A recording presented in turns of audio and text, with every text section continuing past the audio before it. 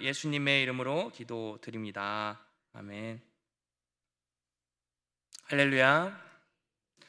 지난 사무엘상 9장에서는요, 이 베냐민 지파의 유력한 사람 기스가 이 암나귀들을 잃어버리고 아들 사울에게 사안과 함께 나귀를 찾게 했습니다.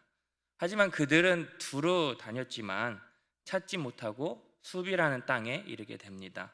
이 사안의 제안으로 하나님의 사람을 찾아서 묻기로 하고 또 그가 있는 성읍으로 가게 되죠. 이러한 움직임 속에서 하나님께서는 사울이 오기 전날에 사무엘에게 미리 말씀을 하셨고, 결국 사울이 사무엘을 만나서 식사를 함께 하게 됩니다. 그리고 사울에게 할 말이 있기 때문에 사안을 먼저 앞서가게 하고, 이제 사무엘상 10장에서 하나님의 말씀을 들려주게 됩니다. 먼저 1절을 보도록 하겠습니다. 우리 다 함께 읽겠습니다. 시작.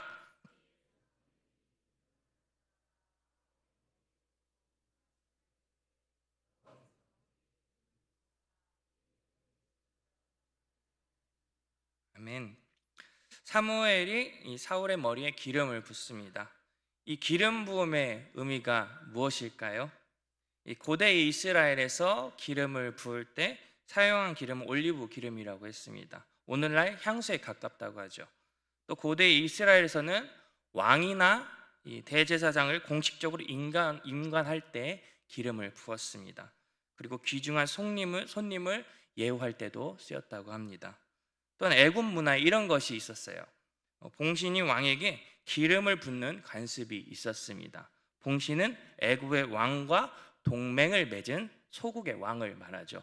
즉 이스라엘 왕이 자기 권력으로 왕이 된 것이 아니고 여호와 하나님의 봉신이라는 것을 알 수 있는 거죠. 즉 여호와께서 이스라엘의 진정한 왕이시다라는 것을 말하고 있는 겁니다. 한편으로는 이 학자 고슬링가는 기름 부음이 왕의 권한을 부여해주는 행위임과 동시에 필요한 재능과 능력, 한마디로 여호와의 영을 부여하는 의미를 갖는다고도 말합니다. 이어지는 6절과 10절을 보면요, 이 사울에게 여호와의 영이 임하는 사건이 나타나는데요, 이것이 사울이 기름 부음을 받은 일과 관계 있는 것으로도 볼 수 있다고 합니다. 결론적으로 중요한 것은 이 기름 붓는 행위를 말하려고 하기보다는요, 기름 부음을 받았다는 것이 하나님께서 선택하신 대리자 또는 중보자이심을 상징한다는 거죠. 다시 말해서 여호와 하나님과 이 사울 사이에 특별한 관계가 형성이 되었다는 것을 뜻합니다. 그렇다면 어떠한 관계일까요? 사울이 비록 이스라엘의 그 요구에 의해서 왕이 되지만 하나님의 다스림을 받아야 하고 하나님의 통치에 따라야 하는 왕이신 하나님께서 주가 되시고 사울은 종이 되는 관계가 되는 겁니다. 이제 2절부터 6절까지 보면요, 사무엘은요 사울에게 집으로 돌아간 동안 있을 세 가지 일들에 대해서 말해줍니다. 첫째는요, 라헬의 묘실 곁에서 잃어버린 암나귀를 찾았다는 소식을 듣게 될 것이고요, 두 번째는요, 다볼 상수리 나무에서 배달로 올라가는 세 사람을 만나서 떡 두 덩이를 받게 될 것과, 또 세 번째는요, 하나님의 산의 선지자 무리를 만나게 될 것이라는 것을 듣게 됩니다. 그럼 이러한 각각의 징조들이 의미하는 바가 무엇일까요? 첫 번째 징조에 라헬의 묘실이 나옵니다. 이 라헬의 아들 베냐민을 생각할 수도 있고요, 또 사울은 베냐민 지파의 후손이라는 것을 떠올릴 수 있게 됩니다. 그렇다면 베냐민 지파는 어떤 지파였을까요? 이스라엘 12지파의 마지막 지파였고, 또 사사시대에 보면요, 레인의 첩을 해하고 또 자신의 종족들과 상대로 전쟁을 일으켰고 겨우 멸망 직전까지 갔던 아주 작은 지파인 거죠. 그럼에도 불구하고 하나님께서 사울을 택하셔서 이스라엘을 블레셋으로부터 구원할 왕이 되게 하실 것이라는 것을 암시하는 겁니다. 하나 더 생각해 볼 수 있는 것은요, 라헬이요 베냐민을 낳고 죽었어요. 또 사무엘상 4장에 보면요, 비느하스 아내가 이가봇을 낳고 죽었어요. 이가봇의 뜻이 뭘까요? 하나님의 영광이 떠나버린 거죠. 이처럼 혼탁한 시대 가운데 마찬가지 사울도 그렇게 될 거라는 것을 암시한다라고도 볼 수가 있겠습니다. 두 번째 징조는요, 이 다볼 상수리 나무가 나오는데요. 이 다볼은 사사 시대의 여선지자 드보라와 바락이 가나안 왕의 군대를 물리치고 승리했던 장소입니다. 그러니까 이것은 드보라와 바락이 다볼에서 승리했던 것처럼 이스라엘 왕이 될 사울이 매적을 물리치고 또 사울 또한 승리하게 될 것이다라는 것을 상징한다고 볼 수가 있어요. 또 하나는 하나님께 예배했던 자들이 이 사울에게 하나님의 떡을 선물로 주는데요. 이 떡은요, 제사장들과 왕만 먹을 수 있습니다. 즉 하나님께서 사울을 공식적으로 이스라엘의 초대 지도자로 인정하신다는 것을 알 수가 있죠. 이것이 두 번째 징조였어요. 이제 세 번째 징조는요, 이 사울이 선지자들의 무리를 만나서 성령을 받고 새 사람으로 변화된다는 겁니다. 9절에서 하나님께서 사울에게 새 마음을 주십니다. 개역개정 지금 우리가 보고 있는 성경에서는요, 새 마음이라고 번역이 되어 있고요, 또 원어를 보면은 다른 마음 혹은 변화된 사람으로도 이해할 수가 있겠습니다. 그러니까 이전에 가졌던 사울의 어떤 사상이나 사울의 마음과 사울의 생각들이 아니라 다른 생각이죠. 사울의 마음이 달라지고 변화되는 거예요. 그리고 10절에 하나님의 영이 사울에게 임합니다. 이것은 하나님의 특별한 목적과 뜻을 이루시기 위해서 사울이 앞으로 해야 할 일이 무엇인지를 깨닫게 하시는 거죠. 그렇다면 사울이 앞으로 해야 할 일이 무엇일까요? 우리 10장 5절 말씀 읽도록 하겠습니다. 시작.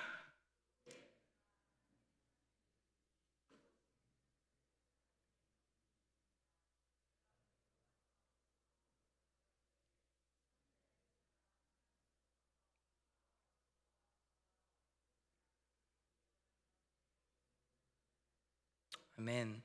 여기 블레셋 사람들의 영문이 있어요. 이게 무엇을 의미하는지는 여러 가지 견해가 있습니다. 근데 성경의 정황으로 볼 때 군사력을 강화하기 위해 구축한 군사기지 혹은 블레셋의 초소라고도 할 수 있겠습니다. 근데 이 구절을 자세히 보면은요, 하나님의 산과 또 사람들의 영문이 나란히 또 언급이 되고 있죠. 여러분 생각을 해볼게요. 이 블레셋의 초소들이 있는 그런 장소에서 하나님의 영이 사울에게 임하는 것은요, 사울이 해야 할 일이 무엇인지를 강력하게 암시하고 있다는 거예요. 그러니까 사사기에 나오는 말씀들을 한번 생각해 보면요, 사사들에게 여호와의 영이 임했을 때 능력을 힘입고 또 이방 적들을 물리치기도 했습니다. 마찬가지로 블레셋을 물리치는 일이 곧 사울이 해야 될 일이다라는 거죠. 10장 8절도 보겠습니다. 읽어볼까요? 시작.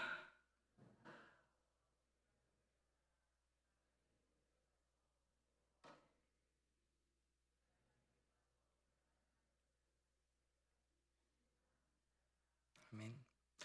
어디로 내려가라고 했죠? 길갈로요.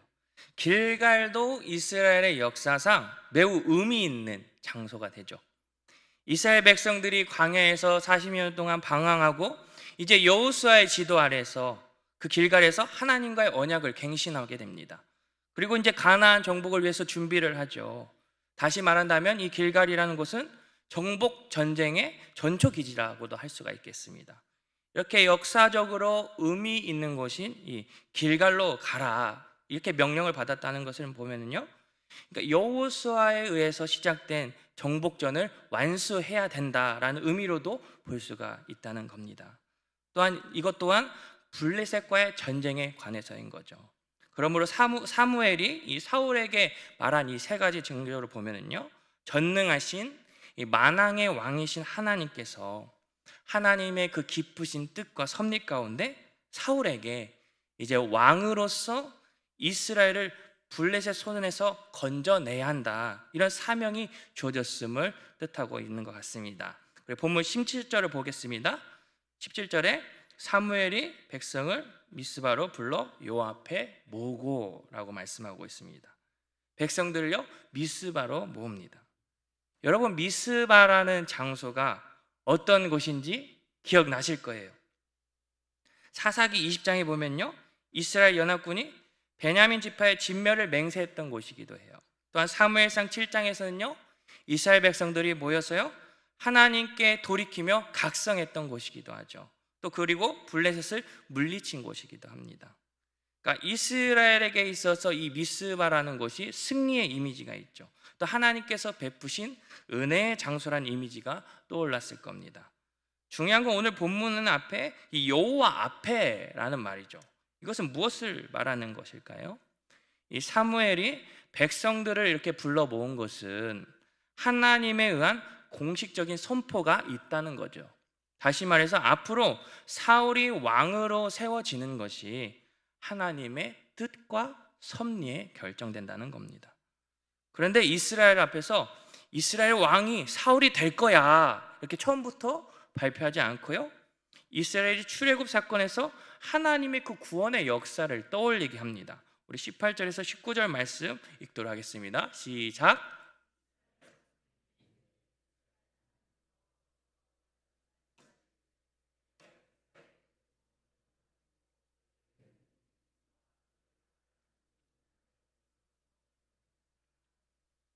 너희는 너희를 모든 재난과 고통 중에서 친히 구원하여 내신 너희 하나님을 오늘 버리고 이르기를 우리 위에 왕을 세우라 하는도다.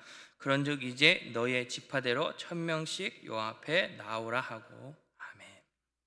여러분, 하나님은 이스라엘에게 있어서 어떠한 하나님이십니까? 구원의 하나님이세요. 은혜의 하나님이십니다.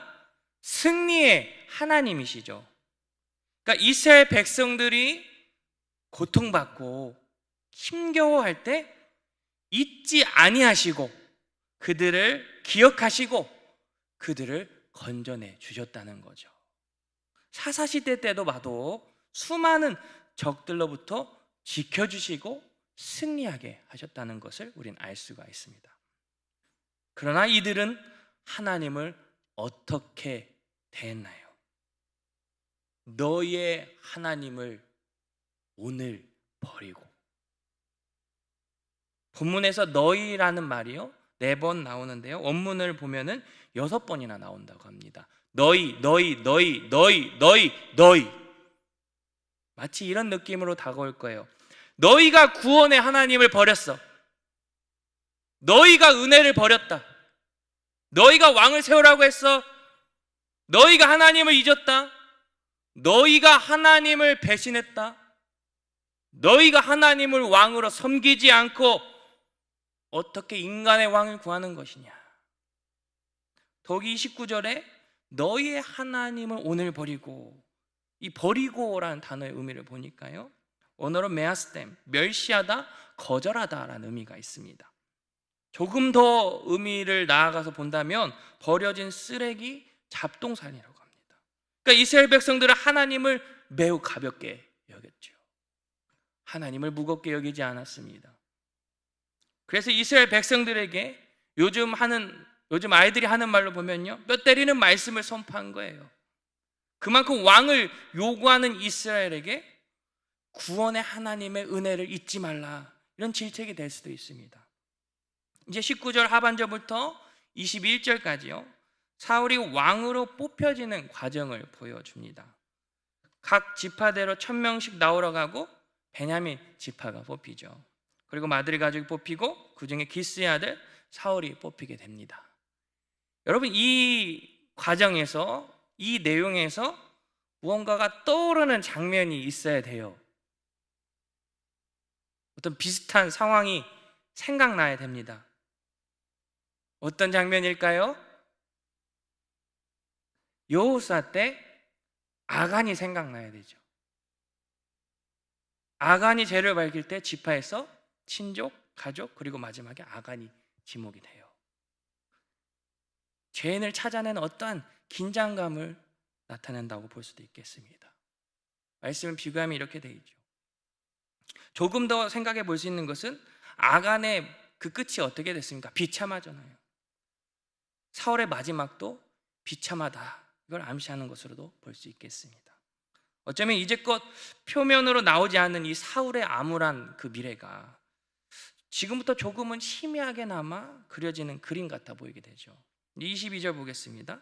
놀랍게도 사울은 짐 보따리들 사이에 숨습니다. 사울은 자신이 택정된 것을 알고 있었죠. 그런데 왜 굳이 몸을 숨겼을까요? 보통 사람들하고 다르게 머리 하나가 더 있는 매우 키가 크고 건장한 몸매, 준수한 그 외모를 가졌음에도 불구하고 무엇이 부끄러워서 그렇게 숨었을까요? 이 구절에서 사울의 겸손을 말하는 것인지 혹은 사울의 자신감이 없어서 소심한 성격인지는 분명하게 알 수는 없습니다. 물론 이 구절과 함께 9장 21절, 사무엘상 9장 21절로 사울의 겸손함의 메시지를 전하는 경우도 있죠. 하지만 저는 이보다는 이 백성들이 보고 있는, 백성들에게 보여지는 그 시선에 집중을 하려고 합니다. 우리 10장 23절 말씀 읽도록 하겠습니다. 시작.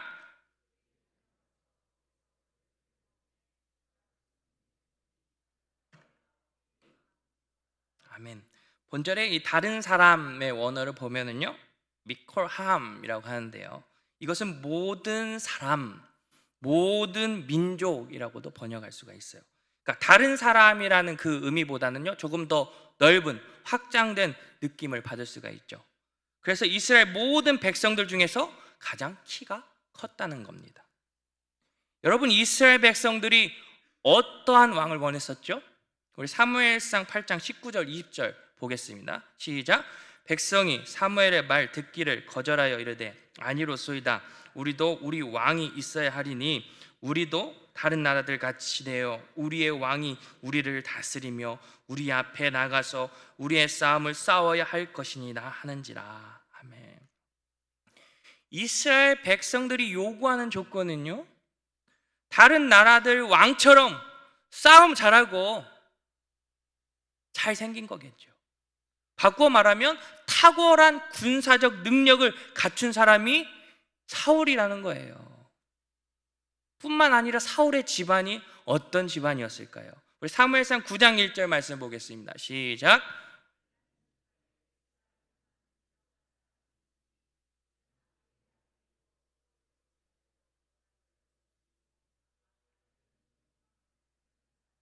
아멘.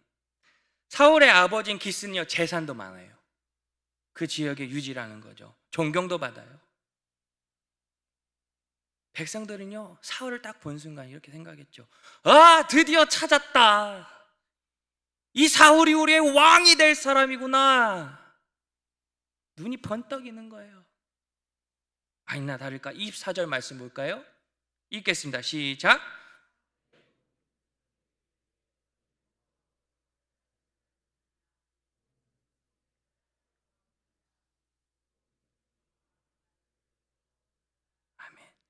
여러분, 여기서 모든 백성 중에 짝할 리가 없느니라 라는 말씀이 나와요. 이게 무슨 뜻일까요? NIV 성경에 이렇게 표현이 되어 있어요. There is no one like him among all the people. 직역하면 그 모든 백성 가운데 그와 같은 자가 없다. 모든 백성 가운데 사울과 같은 자가 없다는 거예요. 사람들이 사울을 봤을 때, 이스라엘의 모든 사람들과 다 비교를 해봤을 때 이만한 사람이 없다는 거예요. 이를테면 사울이 와, 잘생겼다, 상남자다, 근육 있네, 훈남이네, 집안도 금수저네. 아무튼 이 사람들이요, 이 그렇게 멋진 사울을 보고요, 어떻게 행동을 했어요? 뭐라고 외쳤나요?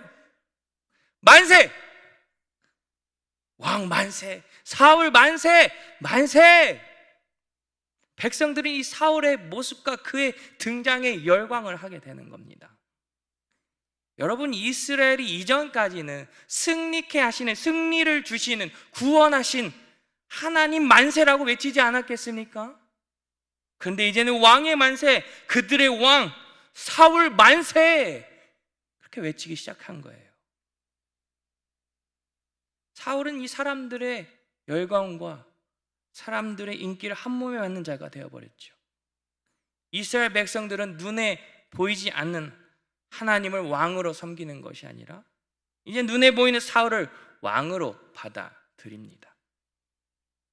사무엘 선지자가 너희는 구원하신 은혜를 베푸신 하나님을 배신했잖아, 이런 외침이 있었지만요, 키 크고 잘생기고 부유하고 집안이 좋고 전쟁에서 싸움을 이길 수 있을 것 같은 그 모습에 만족해버리죠. 사울이라면 이 나라를 다른 나라들처럼 강하게 해줄 거야, 부유하게 해줄 거야, 세상처럼 되고 싶은 그 욕심과 욕망에서 나오는 그들의 우상이 세워지게 되는 거예요. 그리고 그 우상을요, 무엇으로 섬깁니까? 왕으로 섬기는 겁니다. 이 말씀을 묵상하면서요, 과연 저는 무엇에 열광하고 어디에 시선을 두고 있는가, 무엇에 만세를 외치면서 살고 있는가를 생각해 봤어요. 하나님의 말씀을 먹는 것보다 이 육신에 먹을 것을 더 많이 생각했어요. 하나님의 말씀을 더 듣는 것보다요, 세상의 재미있는 소리에 더 귀를 기울였어요. 그리고 세상에서 바라는 것처럼 좋은 옷을 입고 싶고, 좋은 곳을 가고 싶고, 좋은 것을 타고 싶고, 다시 말해서 잘 먹고 잘 살면 행복하겠다, 이런 마음이 제 마음에서 자라나고 있더라고요. 여기에 만세! 외치고 있었어요. 물론 오해하지 말을 것은 잘 먹고 잘 살지 말라는 게 아니죠. 그게 나쁘다는 게 아니죠. 내 안을 만족시키고 충족시키는 것이 하나님이 아닌 다른 것, 하나님을 구하지 않고 세상 사람들처럼 세상을 구하고 있다는 게 문제죠. 어떤 이들은요, 권력 만세, 돈 만세, 여자 만세, 명예 만세, 학벌, 인맥 만세, 세상 좋아 만세, 이렇게 외칩니다. 이러한 것들이 우상이 되는 거예요. 그렇다면 여러분의 왕은 지금 누구입니까? 무엇을 원하고, 무엇을 바라고, 무엇에 기대하고 있습니까? 하나님보다 다른 것을 원하고, 하나님보다 다른 것을 바라고, 하나님보다 다른 것을 더 기대했다면 하나님과 상관없는 것은요, 헛된 우상일 뿐입니다. 돈과 명예와 권력과 이성과 세상의 즐거움이 내 삶을 움직이고 내가 원하는 목적이 되고 내가 원하는 방향대로 걸어간다면 여러분, 결국 누가 왕이 되는 겁니까? 내가 주인이 되고 내가 왕이 되는 거예요. 그러나 여러분, 내가 내 자신을 지켜줄 수는 없어요. 세상이 우리를 구원해 줄 수 없고 나를 구원해 줄 수 없습니다. 왜냐면요, 이 세상은요, 언젠간 썩고 더럽고 쇠하기 때문이죠. 영원하지 않아요. 완전하지 않아요. 거룩하지 않습니다. 그렇다면 다시 한번 질문하겠습니다. 여러분의 왕은 누구입니까? 우리의 왕은 누구입니까? 힌트를 드릴게요. 하나님의 말씀과 성령으로 다스리시고 우리를 거룩히 하십니다. 하나님의 백성들을 구원하시고요, 영생을 누리게 하십니다. 진리의 그 말씀으로 우리를 깨닫게 하시고 새롭게 하십니다. 하나님의 뜻이 이루어지기를 기도하십니다. 이 땅에 하나님의 나라가 임하기를 소원하세요. 그리고 그 하나님의 나라를 이루어 가십니다. 바로 예수 그리스도이심을 믿으시길 바랍니다. 예수님께서 우리의 왕 되신 줄 믿습니다. 할렐루야. 말씀이 육신이 되어서 우리 가운데 오셨어요. 은혜가 진리가 충만하신 분이십니다. 우리에게 성령을 부어주셨어요. 예수님께서 하나님의 나라를 이루어 가십니다. 예수님께서 하나님 나라의 왕이십니다. 여러분, 여러분의 삶을 가치 있게 하는 것이 무엇이에요? 여러분의 인생의 목적, 여러분의 정체성이 세상처럼 살아가고 세상처럼 같아지는 것입니까? 아니라고 대답했으면 좋겠어요. 우리의 정체성은 하나님의 자녀인 줄 믿습니다.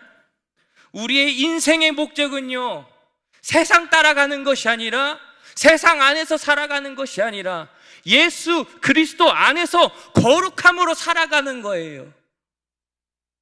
우리의 가치는요, 그 무엇과도 바꿀 수 없는, 그 누구와도 비교할 수 없는 분, 예수 그리스도이시고 예수 그리스도와 함께 사는 것입니다. 저는 이것을 가치의 가치라고 불러요. 예수님과 함께함이 가치 있는 인생이다라는 겁니다. 마태복음 1장 23절 볼까요? 보라, 처녀가 잉타의 아들을 낳을 것이요 그의 이름은 임마누엘이라 하리라 하셨으니 이를 번역한즉 하나님이 우리와 함께 계시다 함이라. 아멘. 다시 말씀드려요. 예수님과 함께함이 가치 있는 인생입니다. 죄를 해결해 주셨어요. 죽음을 해결해 주셨어요. 영원한 생명을 주셨어요. 하나님의 자녀로 삼아 주셨습니다. 곧 우리의 가치는요, 예수님이신 거예요. 예수님과 같이 있음이 가치 있는 거예요. 그리고 잠시 동안 빛나서 사라져가는, 썩어져 버릴 세상의 욕망을 이루는 것이 우리의 만족이 될 수는 없어요. 영원한 하나님 나라의 소망을 두고 하나님의 자녀됨과 천국 백성으로서요, 주님 다시 오실 때 칭찬과 영광과 존귀를 얻게 되는 것이 우리의 만족이 되어야 할 줄 믿습니다. 여러분, 지금 이 땅에서 우리가 숨을 쉬고 살아가고 있는 이 땅이요, 진정한 우리의 나라가 아닙니다. 이 땅의 권력과 물질의 명예가 우리의 왕이 아닙니다. 우리의 본토, 우리의 고향, 우리가 가야 할 곳, 그것은 하나님 나라, 천국이고요. 우리의 왕은 영원하신 하나님의 아들 예수 그리스도이십니다. 마지막으로 한 번 더 질문하겠습니다. 당신의 왕은 누구십니까? 예수 그리스도. 여러분의 왕은 누구입니까? 예수 그리스도. 우리의 왕은 누구입니까? 예수 그리스도.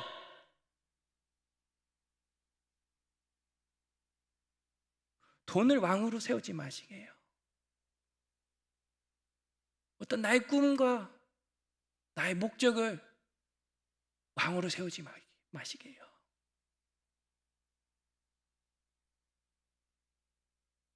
하나님, 나의 주님은 예수 그리스도예요. 우린 그 주님만으로 살아가는 겁니다. 그런데 너무 다른 것을 많이 봤어요.